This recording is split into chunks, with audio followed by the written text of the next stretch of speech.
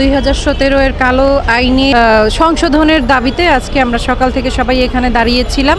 আর এই দাঁড়ানোর প্রেক্ষিতে আমাদের 10 জনের একটা টিমকে প্রধান বিচারপতির কার্যালয় থেকে ডেকে পাঠানো হয়। আমাদের সাথে ওনারা মিটিং করেছে এবং ওনারা কথা দিয়েছেন যে আমাদের সপক্ষের যে ব্যারিস্টার আছেন ওনাদের মারফত যদি এইটা প্লেস করা হয় তাহলে হচ্ছে গিয়ে ওনারা এইটা সংশোধনের বিষয় নিয়ে সরকারের উচ্চতর পর্যায়ে কথা বল। সরকারের আইন নিয়ে আমাদের কোনো সমস্যা নাই। এই আইনটা ফ্যাসিস্ট সরকার করে গেছে 2017 সালে।